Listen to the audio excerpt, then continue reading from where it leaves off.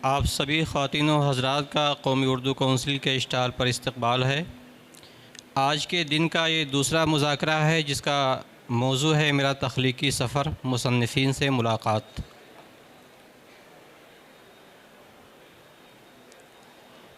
इस मौजू पर तीन अहम शख्सियात को बुलाया गया है, जिसमें तारिक छतारी साहब हैं, खुर्शीद अकरम साहब, राजू प्रकाश शाहिर साहब।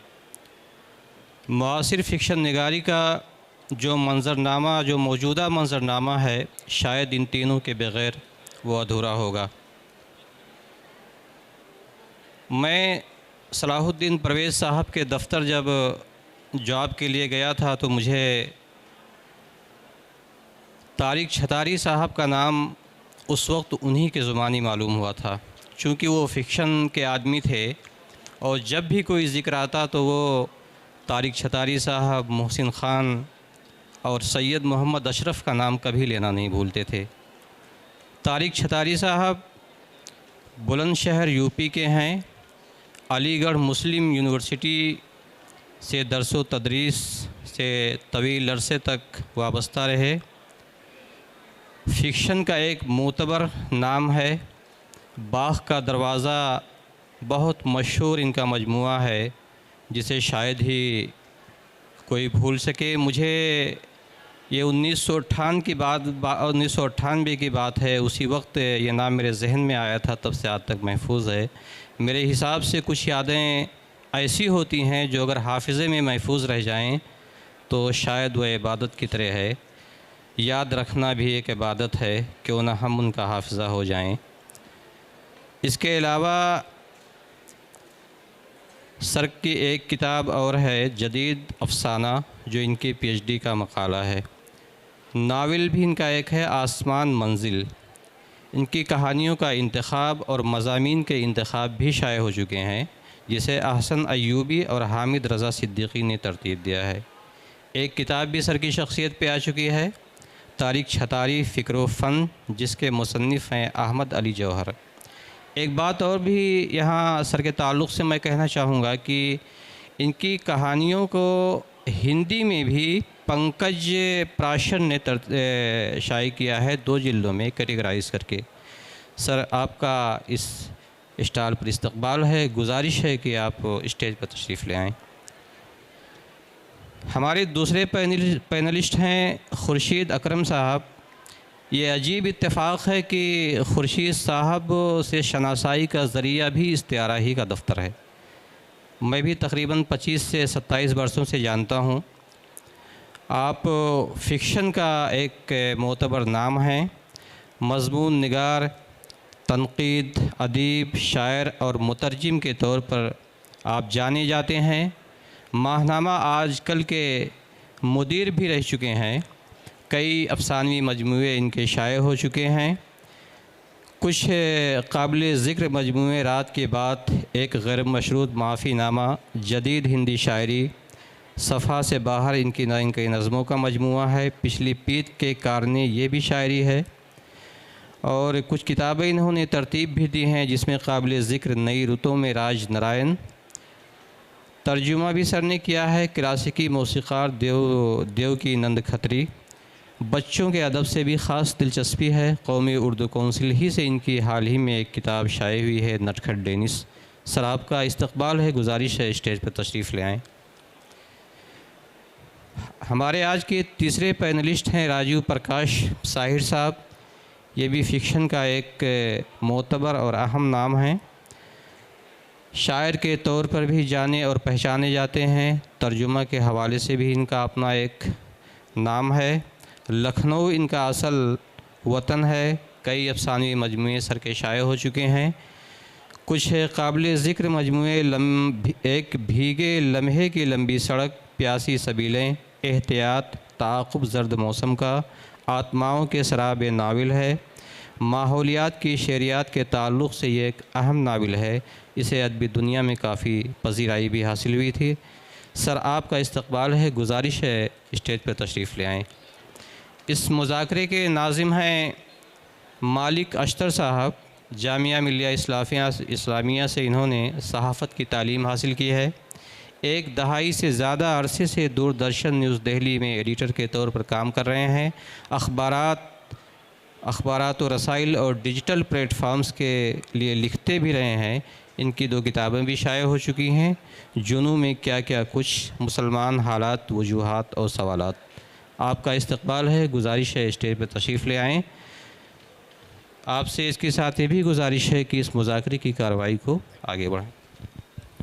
बहुत बहुत शुक्रिया, और ख़ास तौर पे शुक्रिया कि आपने मेरा काम आसान कर दिया। हमारे ये जो आज के मेहमान हैं ये यकीनन किसी तारुफ़ के मोहताज नहीं हैं, लेकिन रस्मी तौर पर जो तारुफ़ की ज़रूरत होती है उसका बड़ा हिस्सा आपने यहाँ पे अंजाम दे दिया।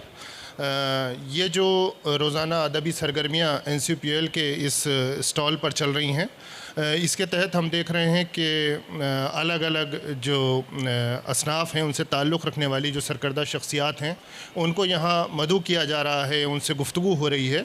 और इसका मकसद ये है कि जो हमारे नौजवान हैं, नए लिखने वाले हैं, वो तहरीक हासिल करें और इस बात को समझें कि अगर आज उनके सफ़र में कुछ मुश्किलात हैं तो उन तमाम मुश्किलात से ये बड़े लोग भी गुज़रे हैं और उसके बाद आज वो यहाँ तक पहुँचे हैं।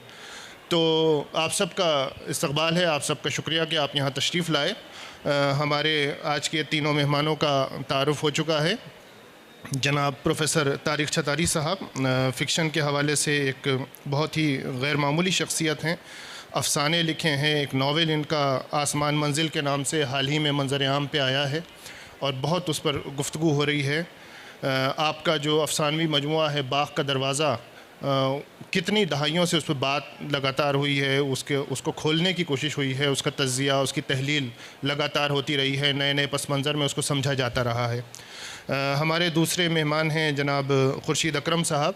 इंडियन इंफॉर्मेशन सर्विस के एक सीनियर ऑफ़िसर के तौर पे आपने दूरदर्शन में और ऑल इंडिया रेडियो में बहुत आला इंतज़ामी ज़िम्मेदारियाँ अदा की हैं। फ़िक्शन निगार हैं, नज़्म के शायर हैं, आजकल के एडिटर रहे हैं, और इसके अलावा बांग्ला से और उर्दू से कई किताबों बांग्ला से और अंग्रेज़ी से कई किताबों को उर्दू में तर्जुमा किया है। और बच्चों के अदब के हवाले से एक किताब जिसका अभी ज़िक्र हुआ वो हाल ही में कौंसिल से मंज़र आम पे आई है। हमारे तीसरे मेहमान राजीव प्रकाश साहिर साहब हैं। राजीव प्रकाश अरोड़ा असल नाम है, राजीव प्रकाश गर्ग असल नाम है, और ये ख़ुद अपना तख़ल्लुस जो थे वो आवारा चाहते थे, लेकिन इनके उस्ताद ने तख़ल्लुस जो है वो साहिर इनको दे दिया। पहले शायरी से शुरुआत की और उसके बाद ये फ़िक्शन की तरफ आए। फ़िक्शन के कई मजमूए इनके सामने आ चुके हैं अफ़सानों के।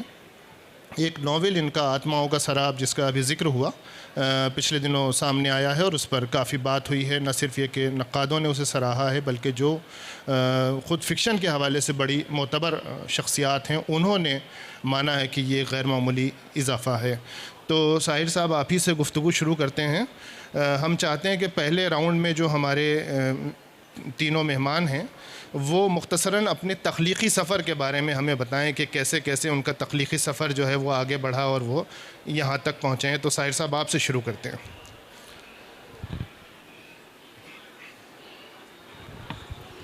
जी, बहुत बहुत शुक्रिया।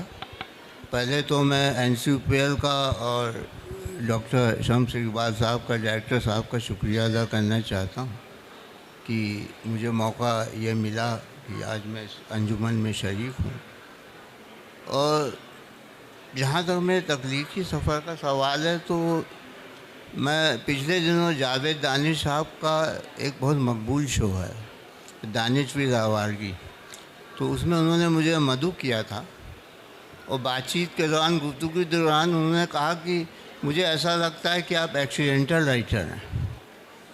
तो हो सकता है, क्योंकि मैं इंटेंशनल राइटर नहीं हूँ, एक्सीडेंटल नहीं हूँ। देखिए, राइटर दो तरह के होते हैं, एक इंटेंशनल जिनको लिखना ही है, और एक हमारे जैसे मामूली फ़कीर किस्म के लोग जो एक्सीडेंटल लिखने की दुनिया में आ जाते हैं। और इसमें कोई मुबालगा नहीं है, और मैं इस बात का एहतराम करता हूँ बड़े फ़ख्र के साथ कि ये उर्दू का इश्क ही था जिसने मेरे अंदर, अगर कोई राइटर था तो उसको बेदार किया। और जब उम्र के किसी मोड़ पे जब मुझे कुछ ऐसा महसूस हुआ कि मेरी बेबाक तबीयत का तकाज़ा कुछ और है, तो उस वक़्त मेरा ताल्लुक़ उर्दू से हुआ। वही इश्क हुआ, वाले हाँ ना इश्क हुआ उर्दू से। मैंने उर्दू को चाहा, उर्दू ने मुझको चाहा। उसके बाद ये तहरीरें आने लगी और इस सफ़र में बहुत अहम शख्सियात से मुलाकात भी हुई। उसमें आप डॉक्टर असलम जमशेदपुरी साहब यहाँ बैठे हैं। 10-12 साल के सफ़र में आप भी रहे, तमाम अफसाने। और तारिक छतारी साहब से भी अलीगढ़ में मुलाकात हुई और इसके बाद कहानियाँ आने लगी, नावल, बाद में अब नावल भी आ गया। इसी तरह से सिलसिला अभी जारी है। तो मैं लिख रहा हूँ, लिखता रहूँगा। और मेरा ये मानना है कि एक तकलीफ, एक अफसाना या नावल लिखने के बाद उस तकलीफ को अफसाने के मुतालिक से राइटर मर जाता है। It is the death of author. वहाँ वो कहानी, वो नावल अपनी ज़िंदगी जिएगी, लेकिन ऑथर के लिए वो उस कहानी के ताल्लुक़ से ऑथर मर गया। अब अगली तकलीफ के लिए, अगली कहानी के लिए ऑथर को फिर जन्म लेना पड़ेगा, राइटर को फिर जन्म लेना पड़ेगा। एक दूसरे माहौल में फिर कोई तकलीफ होगी, फिर कोई कहानी आएगी, फिर कोई नावल आएगा और ये सफ़र यूँ ही चलता रहेगा। साहिर साहब का जो इंतखाब है यहाँ आज इस मंच के लिए, वो इसलिए भी बहुत काबिल तवज्जो और नौजवानों के लिए ख़ास तौर पर बाइस तहरीक हो सकता है कि एक उम्र गुजारने के बाद साहिर साहब ने उर्दू रस्मुल ख़त सीखा। और न सिर्फ ये कि उर्दू रस्मुल ख़त सीखा, बल्कि फिर उस उर्दू के ही होकर रह गए और फिर उसके बाद शायरी की, फ़िक्शन लिखा और इतना आला दर्जे का फ़िक्शन लिखा कि उसको न सिर्फ ये कि उसका एतराफ़ किया गया, बल्कि उसके हवाले से बहुत सराहा गया, उस पर बात होती रही है। ये जो आपने रस्मुल ख़त सीखा, उर्दू की तरफ आए, हम चाहते हैं कि इस पर आप एक दो जुमले ज़रा सा और वजाहत से बयान करें। जी हाँ, ये भी एक अफसाना ही समझिए कि एक उम्र का दौर था, कोई अजीब कैफियत थी, मुंतशिर कैफियत थी। और उसी दौरान कुछ, अब ये भी मेरे लिए बड़ी फ़ख्र की बात है कि मैं खालिश लखनवी हूँ। मेरी पैदाइशी लखनऊ में हुई है, तो इस नाते उर्दू पे तो हमारा बहुत हक़ भी है। तो उन्हीं दिनों में कुछ ये हुआ कि उर्दू की कशिश से तो खैर मुतासिर मैं पहले से ही था, सभी होते हैं, और बहुत ज़्यादा था। हम लोग तो तमाम मौसीकी के लिहाज से, गज़लों के लिहाज से, और बस उसी में कुछ ताल्लुक़ हो गए कुछ लोगों से। फिर उर्दू रस्मुल ख़त सीखने का सिलसिला मेरा उर्दू अकेडमी में शुरू हुआ। वहाँ उन दिनों 6 महीने का एक कोर्स चलता था। 2007 की बात बता रहा हूँ मैं आपको, शाम के वक्त, और बहुत अच्छा कोर्स था। अब तो ऑनलाइन हो गया। डॉक्टर मखमूर काकोरी साहब उस कोर्स के ले रहे थे और मैं उसमें दाखिला लिया मैंने बाकायदा। और आपको ये जान के खुशी होगी कि हालांकि मुस्लिम गैर मुस्लिम की बात नहीं करनी चाहिए, अच्छी नहीं है, लेकिन हमारे बैच में बहुत से गैर मुस्लिम थे, उनके सुपरिटेंडेंट इंजीनियर तक थे, बिजली बोर्ड के तमाम अफसर। हम लोग ने बड़ी शौक़ से उर्दू वहाँ सीखी, 6 महीना सीखी। बस वहीं से मेरा आगाज़ हुआ। और जब देखिए, जब आप किसी ज़बान की रस्मुल ख़त को सीख लेते हैं तो एक बहुत ज़बरदस्त सेंस और बिलोंगिंगनेस आपकी उस ज़बान के लिए आ जाती है और ज़बान में आपके लिए आ जाती है। आप ज़बान से मोहब्बत करने लगते हैं, ज़बान आपसे मोहब्बत करने लगती है जी। और फिर आपकी शख्सियत पे निखार बेशुमार आता है और फिर ज़ाहिर आपको तहरीक मिलती है, उस ज़बान से आप रिलेट करते हैं, बिल्कुल, तो तकलीफ भी होने लगती है जी। खुर्शीद अकरम साहब, आपने शुरुआत फ़िक्शन से की और कलकत्ता मटिया बुर्ज की जो पूरी तहज़ीब है वहाँ से लेके और दिल्ली के जो अदबी सरगर्मियाँ हैं, यहाँ की जो अदबी बस्तियाँ हैं, उन तक आपके असरात रहे हैं। 2 आपके शेरी मजमूए हैं नज़म के और 2 आपके कहानियों के मजमूए हैं। तो ये जो तख्लीक़ी सफ़र है फ़िक्शन का और नज़म का दोनों, इसके बारे में कुछ हमारे सामईन के लिए बताइए। मैं उर्दू काउंसिल का शुक्रिया अदा करता हूँ और इसके डायरेक्टर शम्स इकबाल साहब का कि उन्होंने मुझे यहाँ मौका दिया अपनी बात कहने का। अब मैं पहले थोड़ी सी बात अफ़सानों के बारे में करूँगा। अफ़साना मेरा पहला इश्क रहा है। बचपन से, लड़कपन से कहानियाँ पढ़ता रहा हूँ। हमारे ज़माने में जो हम लोग अब 60, 62, 65 साल के लोग हो गए हैं, हम लोगों के ज़माने में जो पॉपुलर रसाले होते थे वो बहुत आते थे। 20वीं सदी ख़ास था जिसको हम अपनी मेराज समझते थे, और शमा। तो हमने 20वीं सदी और शमा की कहानियाँ पढ़ी, उन्हीं की तरह लिखने की भी कोशिश की। उसमें कुछ रोमानी और कुछ जिसको कह सकते हैं कि भाई हंगामी सूरत हाल पर कहानियाँ लिखी जाती थी। तो वो मैं पढ़ता रहा और मैंने एक जगह लिखा भी है कि पढ़ता रहा, लेकिन एक वक्त के बाद लगा कि भाई ये अब हो गया, इसमें अब हमारे लिए कोई नई बात नहीं है। तो हमने फिर लाइब्रेरी में पहुँचे, वहाँ पे कहानियों का मजमुआ इंतखाब मुझे मिल गया, वो मैंने पढ़ा तो मुझे लगा कि ये है जो चीज़ हम सब चाहते हैं। तो यूँ हमने कहानी लिखने की कोशिश की और कामयाब तो कम हुए, नाकाम हुए। कुछ छोटी मोटी कहानियाँ इधर उधर लिखते रहे। लेकिन फिर मैं इधर दिल्ली आ गया और खुशकिस्मती से आजकल का सब एडिटर मुकर्रर हुआ। तो उस ज़माने में मुझे थोड़ा सा कहानी की मेरी समझ जो थी वो ऐसी थी कि कोई भी एडिटर भी मुझ पर भरोसा करते थे कि मैंने अगर किसी कहानी के बारे में कहा कि ये ठीक है तो मानते थे कि ये ठीक है। तो एक तो मुझे कहानी का थोड़ा शऊर इसकी वजह से हो गया था कि मैंने बचपन से कहानियाँ पढ़ी और कहानियों का जो सफ़र है पॉपुलर लिटरेचर से क्लासिक लिटरेचर तक, यानी अदब आलिया तक का जो सफ़र है वो मैंने धीरे धीरे तय किया था। एक तो ये बात हो गई। फिर मैंने कहानी लिखी और कई कहानियाँ लिखी। फिर उसके बाद में इत्तेफाक से खुशकिस्मती से लोगों को पसंद आ गई। यहाँ तारिक सतारी साहब बैठे हैं और भी हमारे सीनियर दोस्त बैठे हैं, सब लोग जानते हैं कि मैंने जो कहानियाँ लिखी हैं अच्छी पसंद की गई। मेरी कुछ कहानियाँ मशहूर भी हो गई, ये सब हुआ।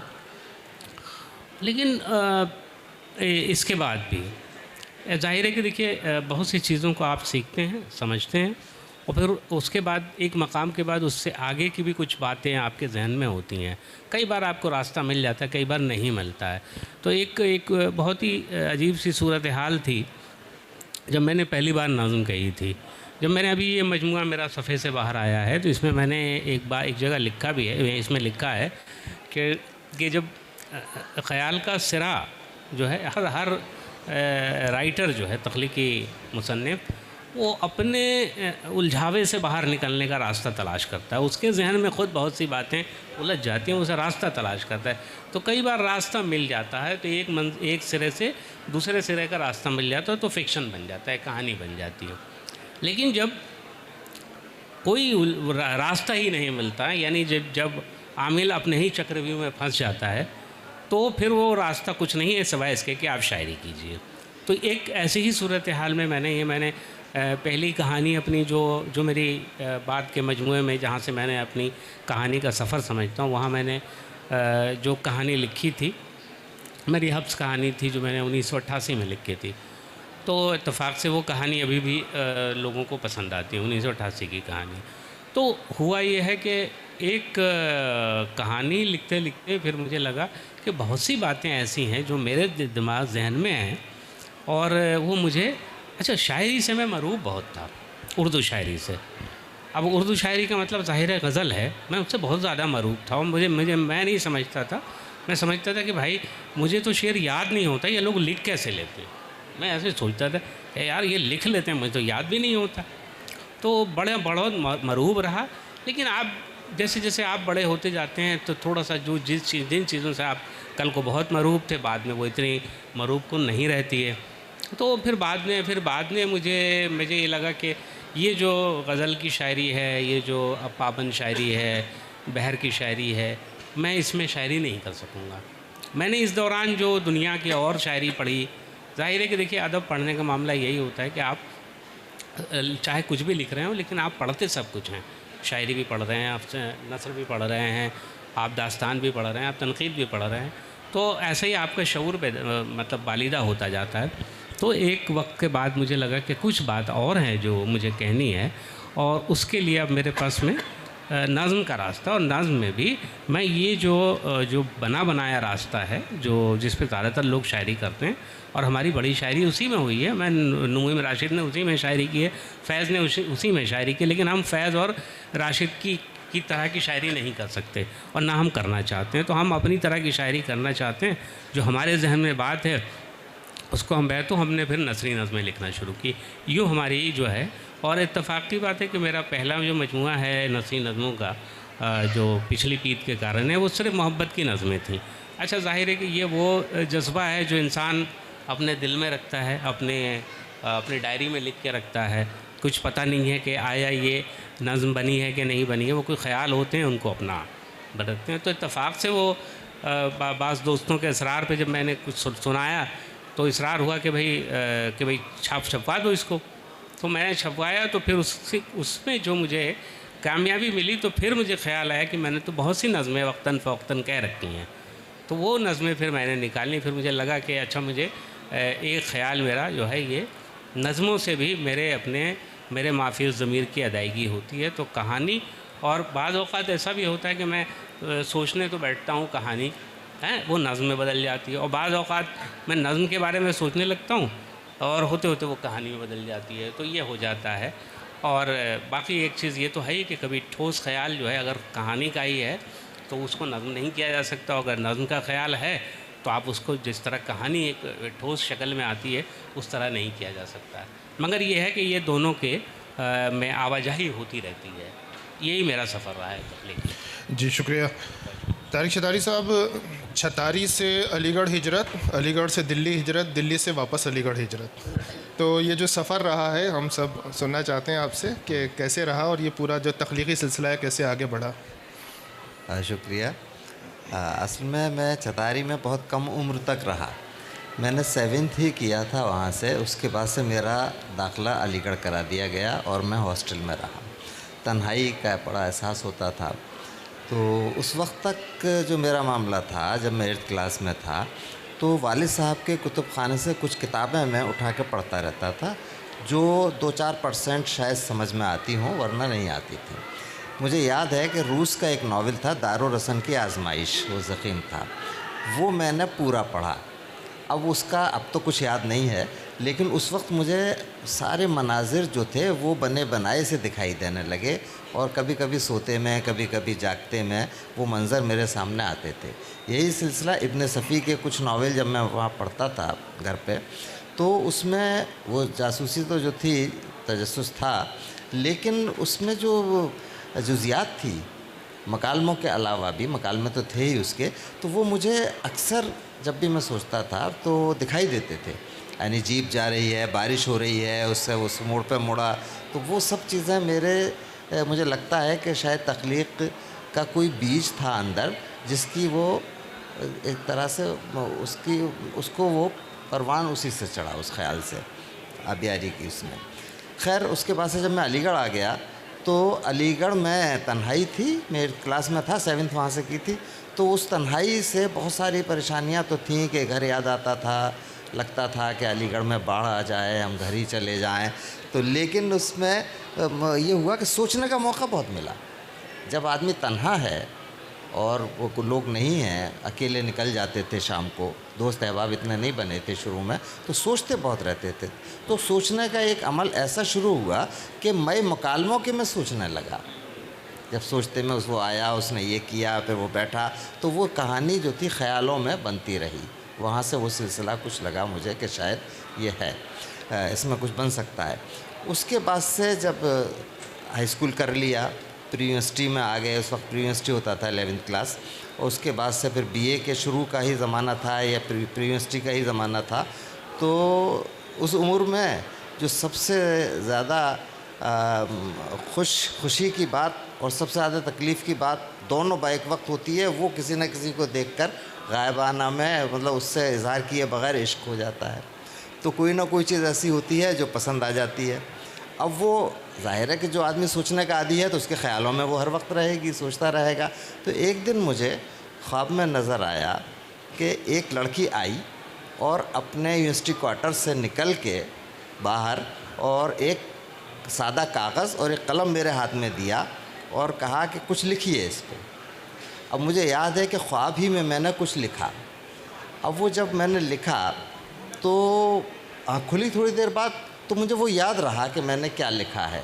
उसको मैंने कागज़ पे उतार लिया और उसको कागज़ पे उतार के तहरीरी शक्ल में, मतलब वो जब आ गया 2-2.5 पेज 3 पेज का वो होगा, तो सैयद मोहम्मद अशरफ से मेरी मुलाकात हुई। वो हॉस्टल में, हमारे बराबर वाले हॉस्टल में रहते थे। वो 1-2 अफसाने लिख चुके थे।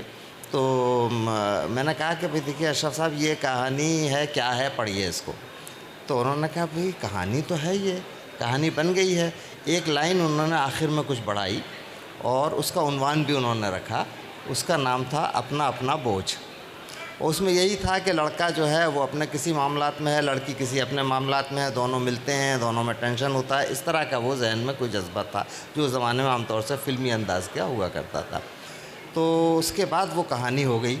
वो कहानी जब हो गई तो मैंने उसको किस तरह से, बिल्कुल ये याद नहीं है, लेकिन उन्वान चिश्ती साहब सरपरस्त थे, दरख्शां एक रिसाला निकलता था दिल्ली से, उसमें वो कहानी मैंने भेज दी या किसी ने दोस्त ने दी, मुझे इस वक्त याद नहीं है। तो वो छप गई उसमें। लेकिन अब वो छप गई, उसके बाद से छपती रही, वो शायद अब भी है मेरे पास रिसाला, लेकिन वो मजमूए में शामिल नहीं हुई, ना इसके अलावा उसका कोई ज़िक्र हुआ कहीं। लेकिन मेरी पहली कहानी और जिसे कहा जाए तख्लीक़ी अमल की जो इब्तदा थी वो इस तरह हुई। और वो लड़की जो है वो, उस पर मैंने कहानी लिखी। वो अब जो है वो लड़की पर मैंने कहानी लिखी, अब वो लड़की जो है वो मुझ पर कहानियाँ लिख रही है। वो मेरी बीवी बन गई, शरीक हयात बन गई, और अभी तक वो मुझ पर मुस्तकिल कहानियाँ लिख रही है, तकरीबन जो मनगढ़ंत ही हैं और नेगेटिव पहलू ज़्यादा निकाले जाते हैं उसमें। लेकिन बहरहाल वो एक सिलसिला शुरू हो गया था। इसके अलावा भी मैंने एक नावल लिखा था, वो मैंने हिंदी रस्मुल ख़त में लिखा था। उर्दू उस वक्त इतनी अच्छी नहीं थी शुरू में, बाद में फिर इम्प्रूव किया, तो मैंने हिंदी में लिखा था। वो कहाँ गया, क्या हुआ, वो मुझे नहीं मिला फिर उसमें। लेकिन उसमें इतना याद है कि दो दोस्त थे, उन दोनों दोस्तों की आपस में क्या एक दूसरे के लिए कुर्बानियाँ हैं, क्या लड़ाई झगड़े हैं, इस तरह का कोई किस्सा था। तो वो तो इब्तदा थी। उसके बाद से मैं लिखता रहा जब, तो लोगों ने भी कुछ इनकरेज किया कि भाई आप और लिखिए। बहरहाल लिखा, तो जो कुछ चंद मशहूर का जो थोड़ा बहुत लोगों ने पसंद की, उसमें एक नेम प्लेट कहानी है। नेम प्लेट में ये हुआ था कि शायद 77 या 78 में जामिया मिलिया इस्लामिया में एक सेमिनार गोपीचंद नारंग साहब ने कराया था उस वक्त फिक्शन पर। उसमें बहुत लोग आए थे, इंतज़ार हुसैन भी आए थे और काफ़ी लोग थे। बहरहाल वो बड़ा सेमिनार था और उस वक्त तक वो जामिया में ही थे, वो दिल्ली यूनिवर्सिटी नहीं गए थे। तो उसमें एक सेशन चल रहा था, तो देवेंद्र सत्यार्थी अपना उसी टैगोर के ही हुलिये में रहते थे, वो आए और खड़े हो गए और कुछ कहने लगे स्टेज पर। जब वो कहने लगे तो कहते कहते रुक गए, और रुकने के बाद कुछ सोचने लगे, फिर उनके चेहरे पर कर्ब ज़ाहिर हुआ, फिर कुछ कहने की कोशिश की, फिर वो रुक गए, फिर बोले मैं भूल गया, अपनी बीवी का नाम भूल गया। तो मुझे हॉन्ट किया कि यार बीवी का नाम भी आदमी भूल सकता है, जो इतने 10 साथ रहा, सबसे करीबी रिश्ता है, ये कैसे हो सकता है। तो उसके बाद से वो कहानी मेरे जहन में चलती रही। बस इतना सा वहाँ से मुझे तहरीक मिली, फिर मैंने नेम प्लेट कहानी लिखी और वो नेम प्लेट लोगों ने पसंद भी की, उसमें मानी भी तलाश किए गए। बहरहाल तो ये क्रिएटिव प्रोसेस होता है जो गैर शऊरी तौर पर, लाशऊरी तौर पर होता है, वो चलता रहता है। आदमी उसमें उलझता है, करता है, लिखता रहा, अफसाने लिखे। फिर मैं दिल्ली, या जैसा कि आपने कहा कि अलीगढ़ से PhD ही कर रहा था मैं, कि ऑल इंडिया रेडियो में मेरा UPSC से सिलेक्शन हो गया और मैं चला गया गोरखपुर रहा मैं। वहाँ मैंने 2-3 कहानियाँ लिखी, ग्लोब भी वहीं लिखी मैंने अपनी कहानी, और बर्फ़ और पानी है वो भी वहीं लिखी। तो वहाँ का अलग मंज़र था। देखिए अजीब इत्तेफाक होता है कि वहाँ अगर ऐसा माहौल है कि जहाँ थोड़ा सा हमें कल्चर कस्बे का सा मिलता है, तो कहानी जो बनती है वो एक्सट्रीम शहर की जो लाइफ होती है उस पर बनती है।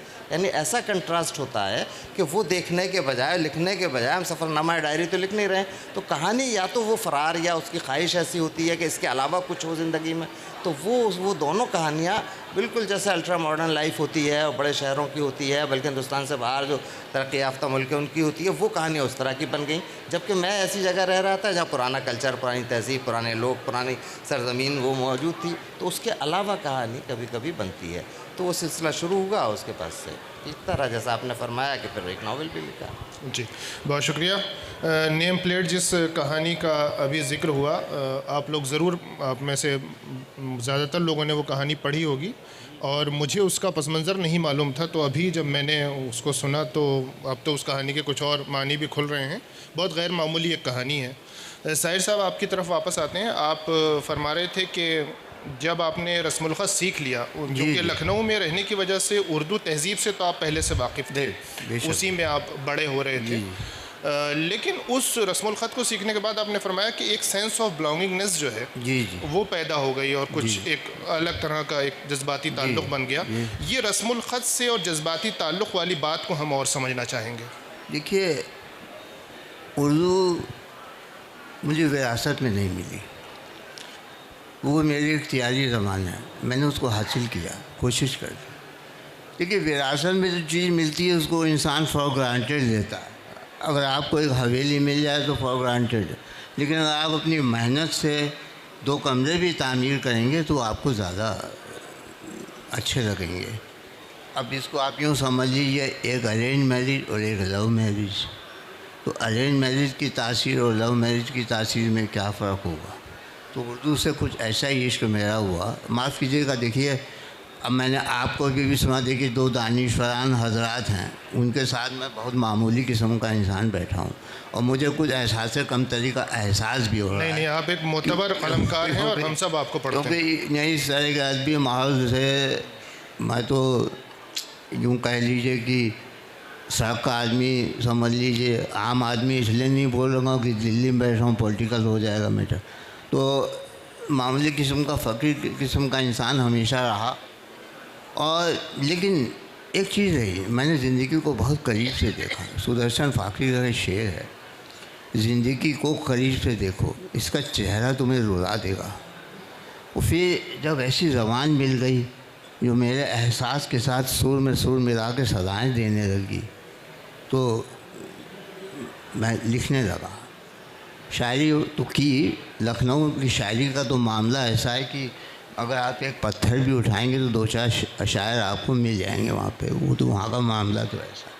तो फिर अब चूँकि फ़िक्शन में अभी खुर्शीद अकरम साहब ने जैसा कहा, ये बात सही है कि हम लोग उस दौर के हैं कि हम लोगों ने बाहर नावल बहुत पढ़े हैं और रिसाले भी घर में बहुत आते थे हमारी वालिदैन को शौक़। धर्मयुग है, हिंदुस्तान, तमाम रिसाले, तो वो एक तरबियत थी।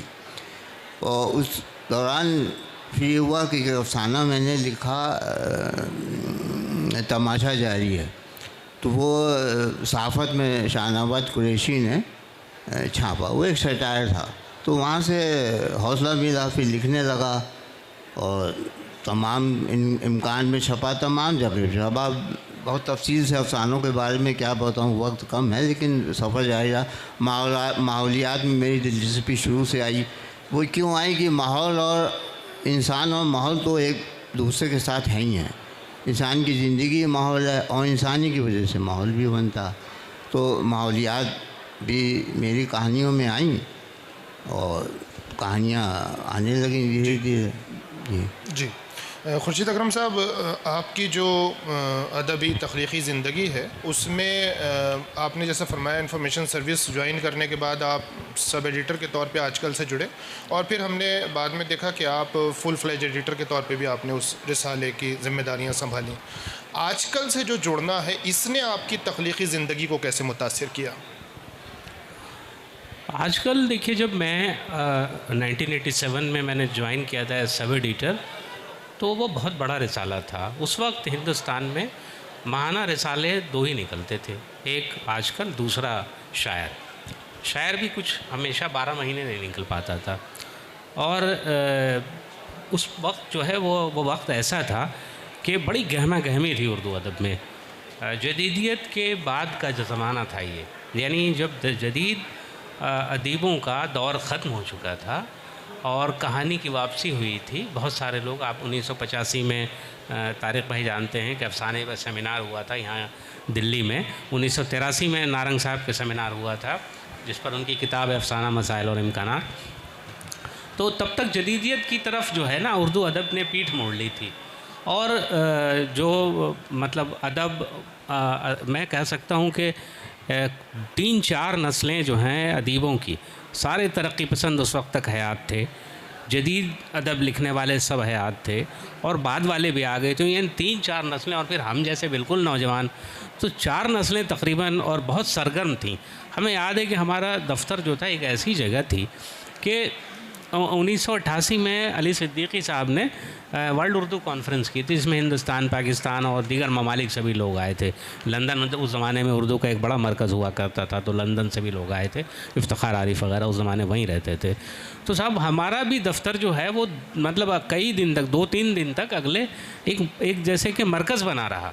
मतलब लोग पाकिस्तान से, कनाडा से, इंग्लैंड से रज़ाउल जब्बार आ रहे, यानी लोग बहुत आ रहे थे। तो ये उसने न सिर्फ ये है कि मुझे जैसे एक ऐसा होता है कि बहुत बड़े लोगों से मिलने का, सरदार जाफरी भी आ रहे हैं, कुर्रतुल ऐन हैदर भी आ रही हैं, तो ये बहुत बड़े लोगों से मिलने का जो एक हैबत होती है उनसे, तो वो मेरी हैबत ख़त्म हो गई क्योंकि मैं उस दफ़्तर में बैठा हुआ हूँ। और फिर ये हुआ कि भाई बहरहाल अच्छा अदब जो है, ये जो बड़े लोग हैं अच्छा अदब लिखते हैं, तो आपको एट पार आना है उनके अच्छा अदब की समझ पैदा होनी है। और मैंने जैसे अभी पहले भी कहा था कि कम से कम कहानी की मेरी समझ ऐसी थी कि मैंने शुरू से बिल्कुल मैं जानता था कि मैं अच्छी कहानी, क्योंकि मैंने आपको बताया कि मैंने कहानी का सफ़र ऐसे शुरू किया था ना, मैंने पॉपुलर रसाले पढ़े, फिर अच्छी कहानियाँ पढ़ी, फिर अच्छे अदीबों को पढ़ना शुरू किया। तो इसलिए मुझे एक मेरा जो है जिसको आप कह सकते हैं कि इर्तिक़ा हुआ था। तो कहानी का सफ़र ये था। बाद में फिर शायरी की तरफ भी मैंने ध्यान दिया और शायरी को भी तवज्जो से पढ़ा। तो इस तरह से इसने मेरी आजकल के दफ्तर ने मेरी शख्सियत को बनाने में, संवारने में, निखारने में बहुत बड़ा रोल किया है। और तख्लीकी मामला जो होते हैं, वही एक बात मैं और कर दूं कि तख्लीक का मामला ऐसे किसी से बैठे बिठाए नहीं होता है।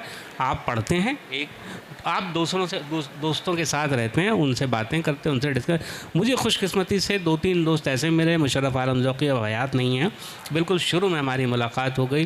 वो बहुत ही लिखाड़ आदमी थे और काबिल रश थे। शाहिद अनवर इत्तेफाक से वो भी नहीं रहे अब हमारे दरमियान। इकराम खाबर इत्तेफाक से वो आज नहीं आ पाए, वरना आते वो। तो मगर ये 3-4 दोस्त हमें ऐसे मिले जो बहुत ज़्यादा मतलब जैसे कह सकते हैं कि क्रिटिकल थे। आप कोई भी बात करें, आप कोई कहानी लिखी तो मैंने सुनाई, उन्होंने कहा यार क्या लिखा है, फेंको। तो ये जो चीज़ है, इससे आपके अंदर में एक बड़ा तनक़ीदी शऊर पैदा होता है। वो मैं महसूस करता हूँ कि दोनों चीज़ों ने, आजकल ने और दोस्तों ने और बहरहाल किताबों ने, तीनों चीज़ों ने मिल के मुझे बनाया, पैदा किया। बहुत शुक्रिया।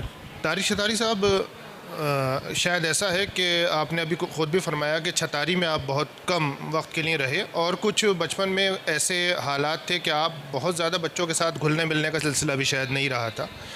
लेकिन मैंने कहीं सुना और एक इंटरव्यू में आपने फरमाया कि जब आपके वालिद साहब का इंतकाल हो गया तो कुछ क़ानूनी मामलात के सिलसिले में आपकी भाग दौड़ रही छतारी में, और उसने छतारी को, उसके पूरे माहौल को और ज़िंदगी को समझने का एक बहुत मतलब आप एक उसे मोड़ समझते हैं, वो क्या पहलू है ज़रा उसके सिलसिले में? वो असल में ये हुआ था कि मैं हाई स्कूल मैंने कर लिया था 70 में।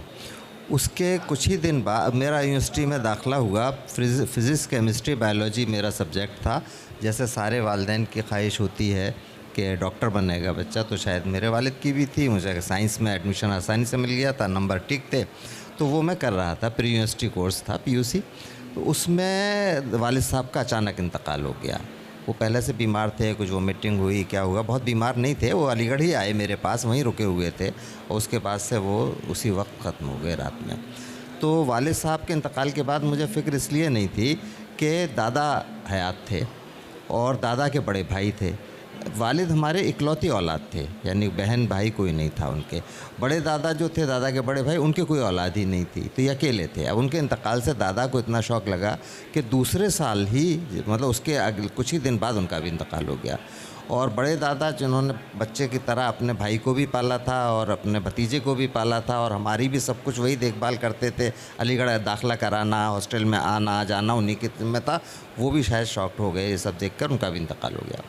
अब जब इंतकाल हो गया तो जो ज़मीन जायदाद उस ज़माने में होती ही थी थोड़ी बहुत सबके पास, तो कुछ एक गांव था वहाँ करीब में, वहाँ थे कुछ 4-5 बाग और कुछ ज़मीन, और छतारी में तो थी ही थोड़ी सी। तो अब उसका ये हुआ कि दाखिल खारिज होना है, म्यूटेशन वगैरह होना होता है, क्या क्या कानून को के यहाँ जाना, अब वो बड़ी मुश्किल। तो मेरा वो साल बेकार हो गया। तो मुझे मशवरा दिया, हमारे दोस्त एक थे वलीद, जो इस वक्त लंदन में हैं, डॉक्टर हैं, वो हम लोगों के साथ ही थे, क्लास फेलो थे, कि भाई उनके वालिद ने कहा, उनके वहाँ भी ज़मीन वगैरह थी, रहमान अली ख़ान लॉ फैकल्टी के वो एसोसिएट प्रोफेसर थे, रीडर उस वक्त वो थे। तो उन्होंने कहा बेटा देखो ऐसा है कि तुम्हें एक चीज़ चुननी पड़ेगी, अगर तुम साइंस पढ़ के जो तालीम हासिल करना चाहते हो वो करोगे तो इंशाल्लाह कामयाब हो जाओगे, लेकिन ज़मीन जायदाद की तरफ से तुम्हारा हाथ धोना पड़ेगा तुम्हें, ना तुम्हारे नौकर चाकर कुछ दे पाएंगे कर पाएंगे ये जो वहाँ, और ना तुम्हारे कानूनी जो मामलात हैं, बार बार खुर्जा जाना है, वहाँ करना है, खुर्जा तहसील थी उस वक्त, तो वो प्रॉब्लम होगी, तो आर्ट्स में आ जाओ तो मैं भी परेशान हो गया था। एक साल मेरा बेकार हो गया, डिटेन हो गया, दूसरे साल में हो गया, तो फिर मैंने फिज़िक्स इकोनॉमिक्स, पॉलिटिकल साइंस और हिस्ट्री लेकर मैंने बीए किया, और उसके बाद मैंने फिर बीए इकोनॉमिक्स में किया मेन, और एमए भी इकोनॉमिक्स में ही मैंने दाखिला लिया। लेकिन जब लोगों ने कहा कि भाई तुम्हारा अफसाना भी छप गया है, आजकल में भी छप गया था, एक शायर कदीम हमारे दोस्त थे, उन्होंने आधी सीढ़ियाँ भेज दिया था, मैं तो भेज नहीं पाया, तो वो छप गया था। तो अफसाने लिखते हो तो उर्दू में क्यों नहीं आ जाते? अच्छा, उस वक्त तक ये जहन में नहीं था कि नौकरी भी करनी है, बल्कि हकीकत ये है, अब मुझे ख़ुद हंसी आती है कि जब मैं पहली बार सर्विस मुझे मिली और मैं गोरखपुर में जाके मैंने प्रोग्राम एग्जीक्यूटिव की हैसियत से ज्वाइन किया, तो मुझे शर्म सी आई कि अरे ये मुझे क्या मतलब जैसे कोई बहुत नीचे गिरा दिया गया। अब तक तो आज़ाद थे, क्या हैं, अफसाना निगार हैं भाई, अब कुछ नहीं है, अब नौकर हो गए। तो एक ख़ास तरह की शर्म सी आई और वो मुझे अजीब सी फीलिंग हुई बजाय खुशी के। तो बहरहाल लेकिन वो एक हकीकत थी, वो करना पड़ा। और अब एक बात मुझे बल्कि इस वक्त याद आ रही है कि एक सिलसिला मेरा ज़रूर रहा ये, वो बात जो बात अपने पूछी थी वो जहन से निकल गई बहरहाल, कि मैंने इत्तफ़ाक़ ये है, और ये कोई अच्छी बात नहीं है, लेकिन इत्तफ़ाक़ ये है कि मैंने कोई अफसाना आज तक किसी रिसाले में नहीं भेजा।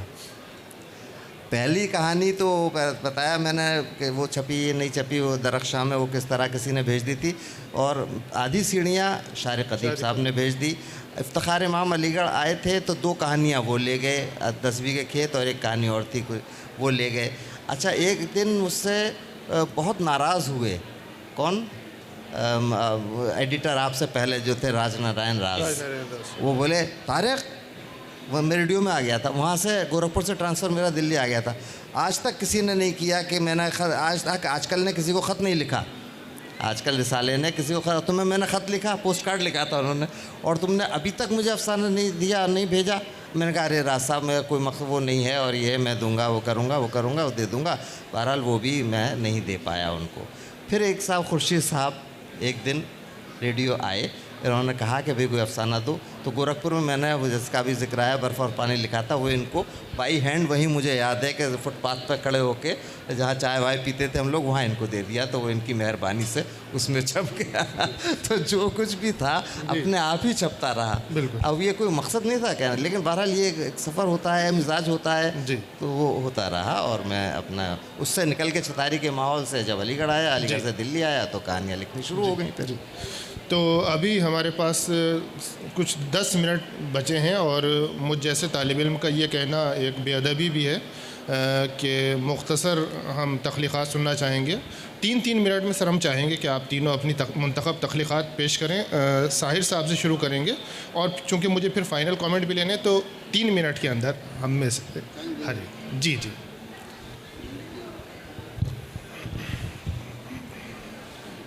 उससे पहले 2 मिनट मुझे ज़रूर दे दीजिए। मैं आप साहिबान की बातें सुन के मुसलसल एहसास कमतरी का शिकार होता जाएगा, क्योंकि मेरे पास ऐसे कुछ तजुर्बे नहीं है, कमतरी का शिकार ना हो, क्योंकि वो मैं तमाम ऐसी शख्सियात से भी नहीं मिला हूँ और ऐसे माहौल में भी नहीं मिला हूँ। बहरहाल मैं समझता हूँ कि मेरे कंधों पे दानविशी का कोई बोझ नहीं है, तो इसलिए मुझे कुछ साबित नहीं करना है। जो कुछ भी लिख रहा हूँ बस लिख रहा हूँ, और शाया भी हो रहा है अच्छे रिसालों। बहरहाल ये मेरा एक नावल है, आत्माओं के शराब से भी आया है मंजर आम पे। और पहले मैं अपना एक शेर इस ताल्लुक़ से पढ़ना चाहता हूँ कि दरिया समंदरों से जहाँ जा के मिलते हैं, दरिया समंदरों से जहाँ जा के मिलते हैं, यारों उसी मकाम के मैं आसपास हूँ। और शायद ये नावल उसी शेर से निकला है बहरहाल ज़्यादा तफसील से बात करने का तो मौका भी नहीं है, चंद सत्र शुरू के पढ़ देता हूँ। असल में ये दो दरियाओं को की इसमें किरदार हैं मेरे नावल में, एक गंगा और एक गोमती। वो मैं बहरहाल शुरू की सतरें पढ़ देता हूँ कि जनवरी की सर्द धुंध में डूबा कांपता लखनऊ और खामोश सहमी सहमी गोमती। गोमा उस दिन पर लानत भेज रही है कि जब इंसान ने एक रोज़ अचानक उसे खूबसूरत बनाने का फ़ैसला कर लिया था। उफ़, इंसान जब कुदरत को हसीन बनाने का इख्तियार अपने हाथों में ले लेता है तो कितना जालिम हो जाता है। दरिया किनारे मट्टी रो रही है, हाय री गोमा, दीवारों ने तो हमारा रिश्ता ही ख़त्म कर दिया। साहिलों पर सब्ज़ा अफसरदा है, हमारे लिए तो कोई जगह बची ही नहीं। कितने पुराने दोस्त, सबका दम घुट रहा है, रो रो कर सब रुखसत होते जा रहे हैं। अलविदा अलविदा। आदमजाद को अपने साहिलों पर बसेरा देने की कीमत चुका रही है गोमती। और पढ़ दूँ कुछ सत्र? एक इक़्तिबास और।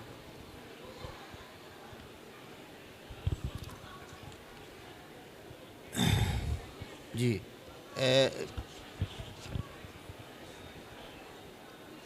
सुबह सुबह की खुशगवार शीरी फ़िज़ा में भी असलम चचा का मन कुछ उदास सा हो गया।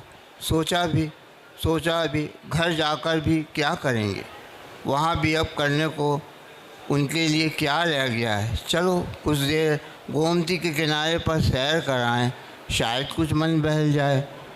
गोमती गांव से कुछ ही फासले पर तो बह रही है। असलम चचा के कदम वहीं रुक गए। उफ़, गोमती तो मर रही है। गोमती के करीब जाओ तो गोमती के ठहरे ठहरे वजूद से उठते सरांद के भपके हवाओं में तहलील होकर सांसों को बोझिल कर देते हैं।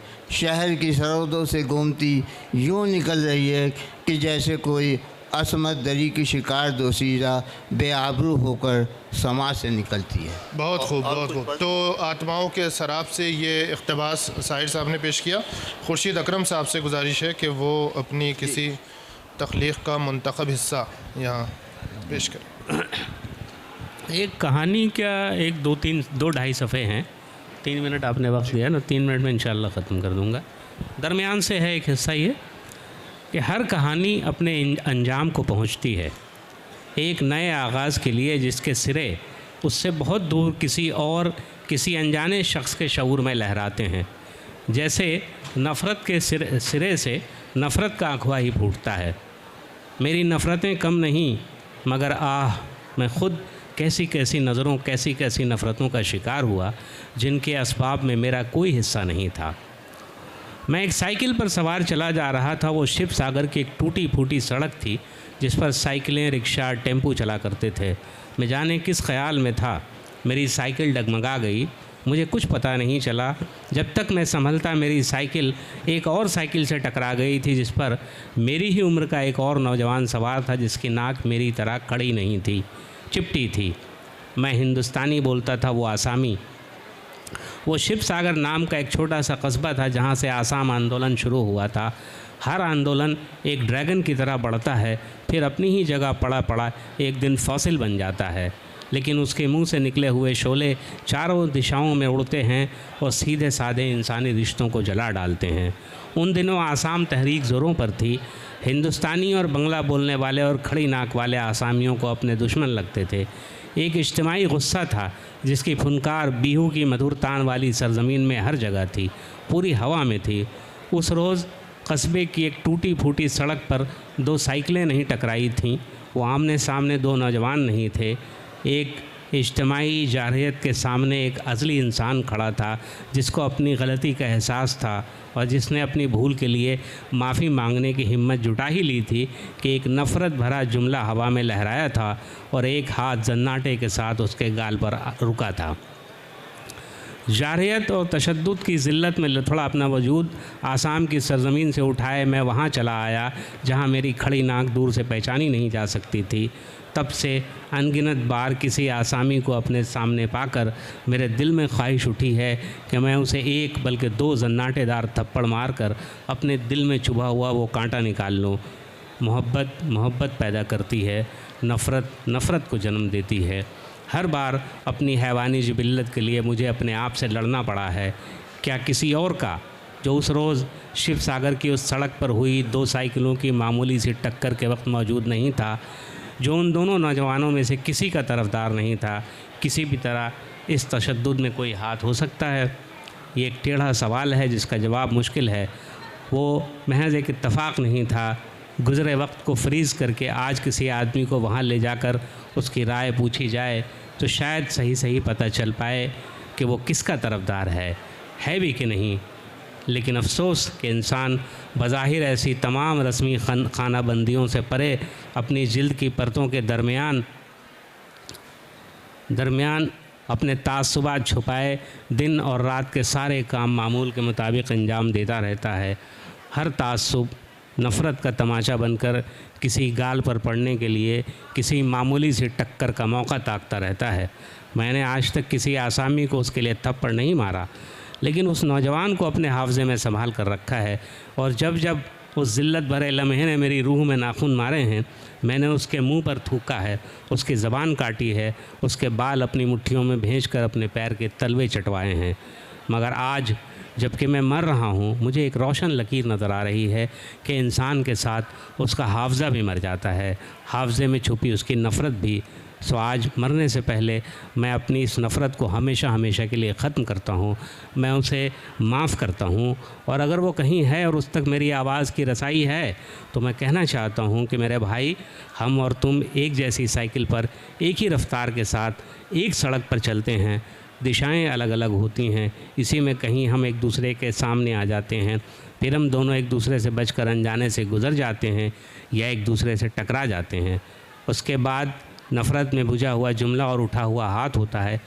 या फिर ऐसा भी हो सकता है कि हम दोनों उठकर अपने अपने कपड़े झाड़ते हैं, माफ़ी मांगते हैं, कहीं चोट तो नहीं लगी कहकर एक दूसरे की खैरियत दरियाफ़्त करते हैं, और फिर मुस्कुराते हुए संभल कर चलने की ताकीद करते हुए घंटी बजाकर अपने अपने रास्ते चल पड़ते हैं और एक दूसरे के हाफ़ज़े से महव हो जाते हैं। किसी के हाफ़ज़े में कांटा बनकर चुभते रहने से बेहतर है कि गुम हो जाए, बेनिशान हो जाए। शुक्रिया। बहुत खूब जनाब मोहतरम तारिक शिकारी साहब। अब इतना कितना टाइम है, वो तो मुश्किल है कि पैराग्राफ निकालना। बहरहाल एक बहुत मुख्तसर सा, आप कुछ भी सुना देगा, आपको सब कुछ एक मुख्तसर सा अफसाना है, गम से नजात पाए क्यों। तो ये मैं आपकी खिदमत में पेश करता हूँ। बहुत मुख्तसर है ये। शिकस्ता दीवार दर हर सू बयाबा क़यामत ख़ेज़ ये मंज़र के बोसीदा महराब के नीचे शतरंजी बिछाकर मिर्ज़ा नौशा ने स्याह मोहरों को बिसात पर यूँ सजाया गोया उनकी फ़तह लाजिम हो और मद्दे मुकाबिल की शिकस्त मलजूम। मिर्ज़ा ने फ़रगुल समेटा और 2 जानू बैठकर प्यादे को एक खाना आगे बढ़ा दिया। दूसरी जानिब का सफ़ेद प्यादा एक साथ 2 खाने आगे बढ़ गया। ये क्या हुआ और क्यों कर हुआ, उन्होंने सवाल करना चाहा, लेकिन जब नज़र उठाकर देखा तो पाया कि वहाँ कोई नहीं है। मालूम होता है सफ़ेद प्यादे ख़ुद मुख्तार हैं। दरअसल चाल चलने वाला सबकी नज़रों से पोशीदा था और उसने खेल के बेशतर उसूल भी तब्दील कर दिए थे। उसका प्यादा हमेशा पहली चाल 2 खाने चलता था। मिर्ज़ा असदुल्ला खां गालिब ने 4-6 चालों में ही किला बना लिया और वज़ीर, हाथी, ऊँट और 2.5 चाल चलने वाले घोड़े की पासबानी में अपने बादशाह को महफूज कर लिया। वक्त के बाजीगर ने क्या चाल चली कि सफ़ेद मोहरे बिशप, नाइट, रूक और पौन इस तरह अपना अपना मुकाम मुतय्यन करने लगे कि क्वीन किले की सबसे ताकतवर मुहाफ़िज़ बन गई। दुनिया को बाज़ीचे अतफ़ाल समझने वाले असदुल्ला खान बहादुर निज़ाम जंग नहायत एहतियात और दूरअंदेशी के साथ शतरंज खेल रहे थे, मगर जाने कैसे बिसात उलट गई। चौसर बिछाई तो सब गोटियां बिखर गईं और पीछे से आकर शहर कोतवाल ने नजमुद्दौला अमीरुल मुल्क मिर्ज़ा गालिब को क़िमार खाना चलाने के जुर्म में गिरफ़्तार कर लिया कि कोतवाल दुश्मन था और मजिस्ट्रेट नावाकिफ़ फितना घात में था और सितारा गर्दिश में, सितमज़दगान के मकान की तरह तंग कैद खाने फ़िरंग की हैबतनाक दीवारें, मोटी मोटी आहनी सलाखें, नीची छत और छत से लगे रोशनदान कि जिनसे रोशनी की बजाय कमरे में तारीकी दाखिल होती थी। कोई पूछे कि ये कैदी कौन है तो तुम ही बतलाओ कि हम बतलाएं क्या। यही कि एक क़िमारबाज़, तमाशबीन और बादाख़ार के वतीरा जिसका आवारगी, या ये कि शायर, वली और फ़लसफ़ी जिसकी आँख से लहू टपकता है और दिल जिस्म के साथ जलकर राख हो गया है। मुद्दत क़ैद 6 माह करार पाई है और रिहाई की कोई सूरत नज़र नहीं आती। सेशन जज बावजूद कि उसका दोस्त है और अक्सर सोहबतों में बेतकल्लुफ़ाना मिलता है, उसने भी इक़माज़ और तगाफ़ुल इख्तियार किया। सदर में अपील की मगर किसी ने न सुनी और वही हुक्म बहाल रहा। अब मिर्ज़ा गालिब किसी महफ़िल सुखन में नहीं, जेल खाने में थे। वो बेकरारी के हाय हाय चारों नाचार क्या करते, कभी सब्र किया और कभी शिकवा। ज़िंदगी कुछ इस ढब से गुज़र रही थी कि रात में चांद ग्रहण लगता और दिन में सूरज सवा नेज़े पर उतर आता। आँखें न बंद होती थीं और न खुलती थीं कि एक शब नीमबाज आँखों से ख्वाब देखा। अमायदीन शहर और मुंतखब शोरा जमा हैं, महफ़िल शबाब पर है। इधर मोहम्मद इब्राहिम ज़ौक़, नवाब ज़ियाउद्दीन नैयर, मुफ्ती सदरुद्दीन आज़ुर्दा, इमाम बख्श ज़ैबाई, तो उधर सैयद ग़ुलाम अली वहशत, हकीम मोमिन खां मोमिन, नवाब शेफ्ता, लाला महेश दास और हरगोपाल तफ्ता। सामने ताजदार हिंदुस्तान अबू ज़फ़र सिराजुद्दीन बहादुर शाह, शहनशाह फ़लक मंज़र बहादुर शाह ज़फ़र उठते हैं और 6 पार्चे का खिलत मय 3 रुकूम जवाहर यानी जीगा, सरपेश और हमाइल मरवादीद एक नुक़रई तश्त में रख कर गालिब खस्ता की तरफ बढ़ते हैं। मिर्ज़ा की आंखें बंद होने लगी हैं कि महसूस हुआ कि शाह ने अपना दस्ते शफ़क़त उनकी पेशानी पर रख दिया है और उसके बाद एक बेकस ज़ईफ़ बादशाह की काँपती हुई आवाज़ उनके कानों में पड़ी, मिर्ज़ा नौशा उठो। मिर्ज़ा असदुल्ला खां गालिब की आँख खुल गई। सामने कैद खाने का दरबान खड़ा था। मेरे भाई सुनते हो, ज़रा नज़दीक तो आओ, कुछ तो बतलाओ कि मैं किस जुर्म में गिरफ़्तार हुआ। दरबान आखिर क्या जवाब देता। करीब आया और बोला, कुछ दरकार है क्या? बेशक, क्या चाहिए हुजूर? महज एक तिपाई? लेकिन क्यों? मुतमईन रहो दरबान, क्या फ़रार होना चाहते हैं या फंदा लगाकर मरना? फ़रार की हाजत नहीं और मौत मेरी किस्मत नहीं कि उसका एक दिन मुअय्यन है। दरबान बाहर निकला, सलाख़ों की ज़ंजीर में ताला लगाया और थोड़ी देर बाद लकड़ी की एक छोटी मेज़ लेकर आ गया। बहुत मुश्किल से लाया हूँ मिर्ज़ा साहब। जीते रहो आफरीन, 100,000 आफरीन। दरबान मिर्ज़ा की आंखों से ओझल हो गया, लेकिन छुप कर देखता रहा और सोचता रहा कि आखिर वो इस मेज़ का क्या करेंगे। गालिब रोज़न को तकते रहे, देर तक तका किए। बिल आखिर सुबह हुई और सूरज निकल आया। हब्स गजीदा गालिब ने दीवार के सहारे मेज़ लगाई और उस पर चढ़ गए। दरबान चौकन्ना हो गया। वो एक ही जस्त में मिर्ज़ा को गिरफ्त में लेना चाहता था, मगर कुछ ऐसा देखा कि बेहिस्सो हरकत बुत बना खड़ा रहा। दरअसल सोख्ता सामा मिर्ज़ा गालिब का चेहरा यकायक आतश रंग हो गया था और फिर लम्हे भर में ही स्याह पड़ गया, गोया उनका दिल सोज़े नेहा से बेमहाबा जल गया हो। मिर्ज़ा गालिब बमुश्किल तमाम मेज़ से उतरे और चेहरा फ़ख्र था और जिस्म लरज़ रहा था। दरबान करीब आकर खड़ा हो गया। मिर्ज़ा ने जबीं से पसीना पोंछा और खला में घूरने लगे। गुमान गुज़रा कि वो अपने को अपना गैर तसव्वुर कर रहे हैं। मिर्ज़ा साहब, आपकी हैरानी और परेशानी का सबब क्या तुम जानते हो? दरबान के बाहर हुआ क्या है? इतना कहकर रोशनदान पर निगाह जमा दी। आपने बाहर ऐसा क्या देख लिया मिर्ज़ा साहब कि आपकी ये हालत? अभी मेरे हवास दुरुस्त नहीं, यकताए रोज़गार ये गालिब फ़िल वक्त तन्हाई चाहता है। दरबान चला गया, लेकिन वो हर रोज़ देखता कि मिर्ज़ा गालिब रोशनदान से बाहर झांकते हैं और इसी कैफियत से गुज़रते हैं।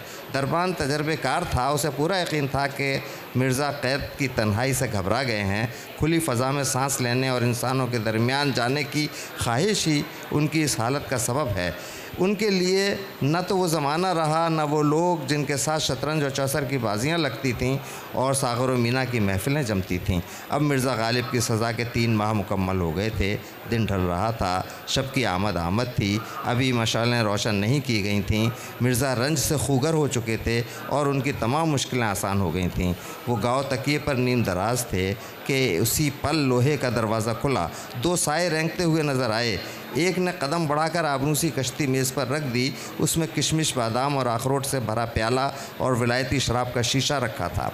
दरबान, तुम्हारे हमराह कौन है? हुजूर, नवाब मुस्तफ़ा ख़ां। गालिब के चेहरे पर शादमानी के नुकुश उभर आए। तू ए के शेफ तो हसरती लक़बदारी। आदाब मिर्ज़ा नौशा। किसी ने मिशल जला दी और कमरा रोशनी से भर गया।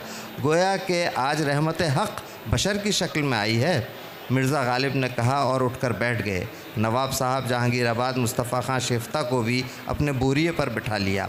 मिर्ज़ा साहब, आपके लिए खुशखबरी है। अब ना अच्छी ख़बर से खुशी होती है और ना बुरी ख़बर से आज़ुर्दगी। गालिब थोड़ी देर खामोश रहे और फिर बोले, मैं वाकिफ़ हूँ कि शेफ्ता ने हमेशा मुझसे दोस्ती और मेहरबानी का बर्ताव किया है। मिर्ज़ा साहब, ये आपका हक़ है, मिन्नत कश हूँ तुम्हारा।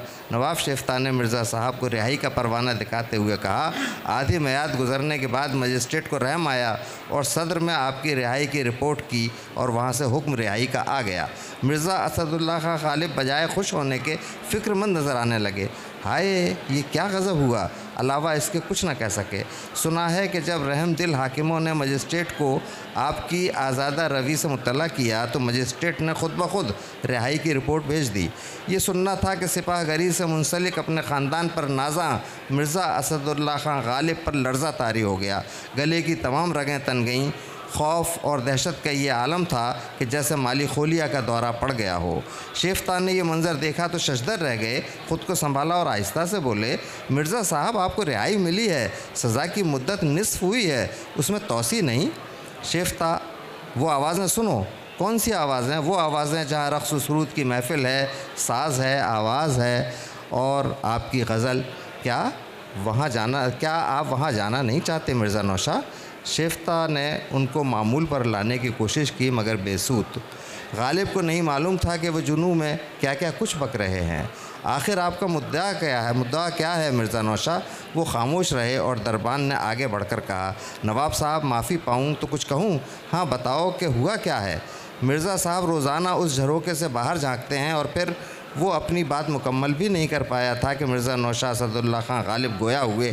भाई शेफ्ता, तुम कहते हो मैं यहाँ 3 माह से हूँ, मैं कहता हूँ 100 साल गुज़र गए। क्या, सैकड़ों बरस? हाँ मेरे भाई, अब यही मेरी जाए पनाह है। क्या तुम नहीं जानते हो, कैद खाने में तो सब खैरियत है, लेकिन बाहर पूरी कायनात मशकूक है। ये दुनिया दयार गैर मालूम होती है और हम वहाँ हैं जहाँ से हमको भी हमारी ख़बर नहीं आती। अहले खिरत को सर छुपाने की जगह नहीं मिल रही है। आतश है, धुआं है, गुबार है, गोया हर तरफ इंतशार ही इंतशार है। शेफ्ता ने मिर्ज़ा का हाथ थाम लिया और बोले, लेकिन मिर्ज़ा साहब, ये कैद खाना है और वो क्या है बाहर? शेफ्ता, यहाँ सज़ा है तो वहाँ क़ज़ा है मेरे भाई। वहाँ कोहे गरां गर्दिश में हैं जिनसे टकरा कर इंसानों के सर पाश पाश हो जाते हैं। ये आपका वहम है मिर्ज़ा साहब। नहीं शेफ्ता, ये वो मंज़र है जो ख़ुद अपना नाज़िर है, जो गायब भी है और हाजिर भी। शेफ्ता खामोश थे और मिर्ज़ा बोल रहे थे, मुक़द्दस सहीफ़ों के हर्फ मिटने लगे हैं, छाप तिलक सब छीन ली गई हैं, कोहे काफ की परियों के बालों पर नोच लिए गए हैं और सारा आलम हश्र का मैदान बन गया है। अर्जंग अजीम मुसव्विर का निगार खाना वीरान है, जबकि असलाह खानों के दरवाज़े खोल दिए गए हैं। सुकरात, अफलातून और रस्तू को कत्ल कर दिया गया है। मीरा बाई और हब्बा खातून गिरफ़्तार कर ली गई हैं और हर मोड़ पर कालिदास, रूमी, उमर खय्याम और शेक्सपियर सर के बल खड़े हैं। बुद्ध और महावीर की तालीमात के नए मानी तलाश किए जा रहे हैं। फरीद बाबा और नानक गुरु अफसरदा हैं। ख़ज़ां की हुक्मरानी है और अब घर की दीवारों पर भी सब्ज़ा नहीं उगता। हाय हाय, वो शहर फुसूं के ज़िक्र करते ही जिसका सीने पर एक तीर लगता था, आह, गालिब के ज़बान से आह निकली और वो दीवार का सहारा लेकर खड़े हो गए। फिर लड़खड़ाकर ज़मीन पर यूं गिरे जैसे सारे आलम की बुलंद और अजीमुश्शान तारीख़ी इमारतें गिरकर रेज़ा रेज़ा हो गई हों। नजमुद्दौला, दबीरुल मुल्क, निज़ाम जंग, खान बहादुर, मिर्ज़ा असदुल्ला खां गालिब ने एक हिचकी ली और मौत की आगोश में चले गए। गालिब की लाश फर्श पर पड़ी थी और वो ख़ुद कैद खाने के तारीक गोशे में बैठे तमाशाए अहले जहाँ देख रहे थे कि अचानक उनकी लाश हज़ारों लाशों में तब्दील हो गई। या इलाही, ये माजरा क्या है? सारा जहाँ में वह हैरत था कि शायरों और फ़नकारों, फ़लसफ़ियों और दानिश्वरों, सूफ़ियों और संतों की बेशुमार लाशें कैद खाने की संगलाख ज़मीन पर बिखरी पड़ी थीं। गालिब तारीक गोशे में बैठे थे और कैद खाने फ़िरंग का दरबान अपनी जगह उसी तरह तैनात था, लेकिन सुखन फ़हम और गालिब के तरफदार नवाब मुस्तफ़ा खां शिफ्ता वहाँ से गायब थे। बहुत खूब। उर्दू कौंसिल ने ऐसे कीमती तख्लीक़कारों के साथ मुझे गुफ्तगू करने बिठाया था कि मेरा मन नहीं भर रहा है और मैं बहुत देर तक इनसे गुफ्तगू करना चाहता हूं, लेकिन वक्त की पाबंदी से हम इनहराफ नहीं कर सकते। बहुत बहुत शुक्रिया राजीव प्रकाश साहिर साहब आपका, खुर्शीद अकरम साहब आपका और प्रोफेसर तारिक छतारी साहब आपका, और ख़ास तौर पर शुक्रिया आप सब हजरात का कि आप यहाँ पर आए और इस प्रोग्राम को सुना, हमारे तख्लीक़कारों को सुना। ये जो सिलसिला है उर्दू कौंसिल में इस तरह की तकरीबात का, ये मुसलसल जारी रहेगा। बहुत बहुत शुक्रिया।